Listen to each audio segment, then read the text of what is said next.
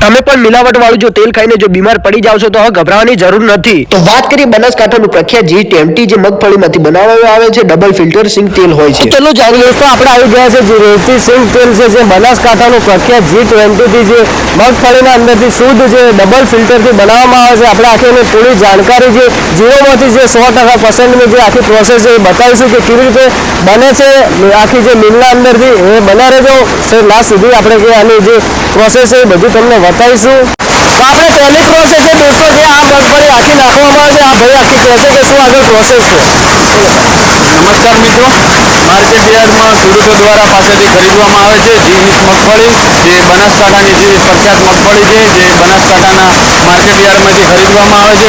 તો ચાલો તમને બતાવું જે મગફળીનું પ્રોસેસ કેવી રીતે હોય છે। તો ગાડી દ્વારા ઉતારવામાં આવે છે અને મજૂર દ્વારા અહીંયા ડિસ્ટોલરમાં જે મોટા હોપરમાં જાય છે મગફળી। તો તમને આગળ બતાવ્યું કે કયામાં આવે છે, તો આ સ્ટોરેજની અંદર મગફળી આવે છે અને આ પટ્ટા દ્વારા અહીંયાથી એલિમીટરમાં જાય છે। એલિમીટરમાંથી 3 ઓપનર લાગેલા છે, જેની અંદર મગફળી અને જે ફોતરી આવે છે તે અલગ થાય છે। જે સિંગદાણા છે આ બાજુ આવે છે। તો ચાલો હું તમને બતાવું, મગફળી અને ફોતરીને અલગ કરી જે આ 3 ઓપનર લાગેલા છે એની અંદર મગફળી, દાણા અને ફોતરી અલગ કરવામાં આવે છે।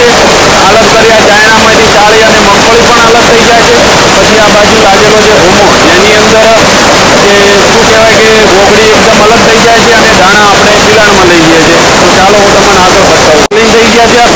ચાલો હું તમને આગળ બતાવું। ક્લીન થઈ ગયા છે આ ભૂમાની અંદર। આ ભૂમાના અંદરથી પછી એલિવેટર દ્વારા સ્ટોરેજની અંદર જાય છે। તો આવી રીતે આ સ્ટોરેજમાંથી આ કટ્ટું ભરવામાં આવે છે। એ કટ્ટું ભરીને અમારા બીજા યુનિટમાં અમે લઈ જઈએ છીએ।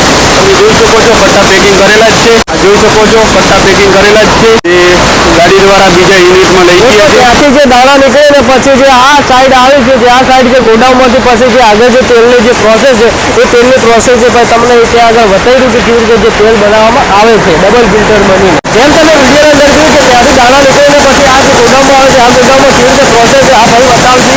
તો તમે જોયું આગળ અમે તમને બતાવ્યું કટ્ટું ભરાતું હતું, જે કટ્ટું પૂરી એલિવેટરની અંદરથી આ બાજુ લાવવામાં આવે છે અને અહીંથી કન્વર દ્વારા જે ઉપર હોપરમાં ચડાવવામાં આવે છે। હોપરમાં ચડાઈ અને કિટલાની અંદર જે મશીનની અંદર જાય છે જે પેકિંગ થવા માટે। તો ચાલો હું તમને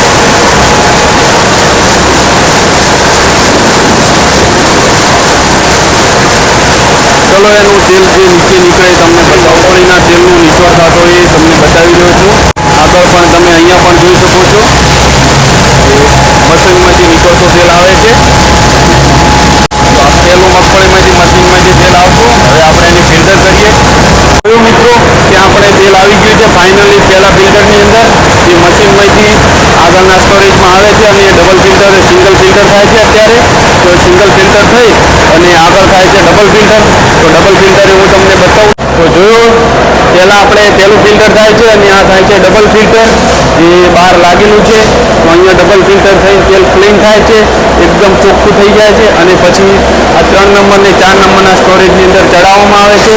એના પછી અમે ડબ્બા પેકિંગ કરીએ છીએ।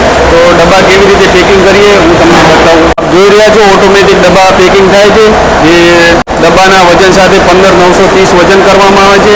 જે આપણું રેવતી સિંગ તેલ કહેવાય કે 15 કિલો નેટ આવે પ્લસ ડબ્બાનું વજન સાથે 15930 વજન કરવામાં આવે છે। 15 કિલોનો ડબ્બો આવે છે।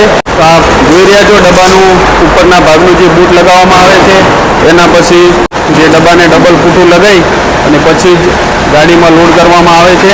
તો દોસ્તો આથી રહેતી જે તેલની જે પ્રોસેસ તમને કેવો લાગે વિડીયો મને કોમેન્ટ જણાવજો। અને તમારે પણ જો ઓર્ડર આપવો હોય તો જે સ્ક્રીન ઉપર જે નંબર છે ત્યાં આગળ તમે સ્ક્રીન ઉપર નંબર પછી જે ઓર્ડર કરો તમે કરી શકો છો।